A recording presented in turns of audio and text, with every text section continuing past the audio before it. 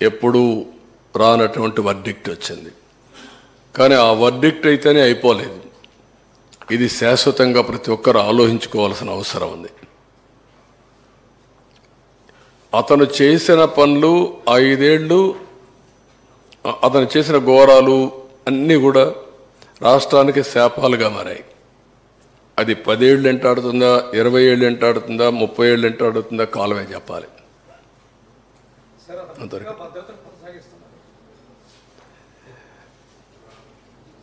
ఇప్పుడు ఏమంటున్నాడు ఆయన? భద్రత ఎంతమంది ఉన్నారు? 946 మంది, 86 మంది. ఒక ముఖ్యమంత్రికి 986 మంది కావాలండి పరదాలు కట్టుకుని తిరగడానికి. అది కూడా పరదాలు. మళ్ళా నేను పోతే పరదాలు కట్టేస్తున్నారు. ఏంట్రా ఏమొచ్చింది మీకు, పిచ్చి పట్టిందంటే అలవాటు అయిపోయింది సార్ అంటున్నారు.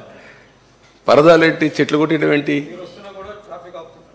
లేదు, ఇప్పుడు నేను చూస్తూనే ఉన్నా. ఎవ్రీడే ఆ పక్క ఈ పక్క చూసుకుంటూ ఎంత టైం ఆపుంటారు. నేను పోతూ 2 నిమిషాలు నాకు లేట్ అయినా పర్వాలేదు, ఏం కొంపలు కోల్పోవు, నేను నిలబెడతాను, వాళ్ళు పోయిన తర్వాత వెళ్తారని చెప్తున్నాను. నేను ఆ పక్క కూడా చూస్తున్నా ఎంత దూరం వచ్చాయని. అంటే నాకు కూడా గేజ్ చేయడానికి ప్రతి ఒక్కరికి చెప్తున్నా, ఎక్కువ టైం ఎక్కడ ఆఫ్ చేయొద్దండి.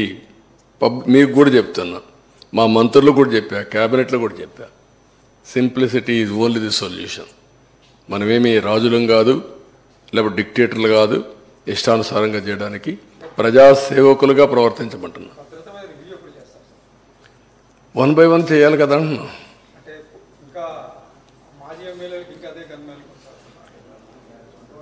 నేరస్తులందరికీ సెక్యూరిటీ ఉంది నేరాలు చేయడానికి.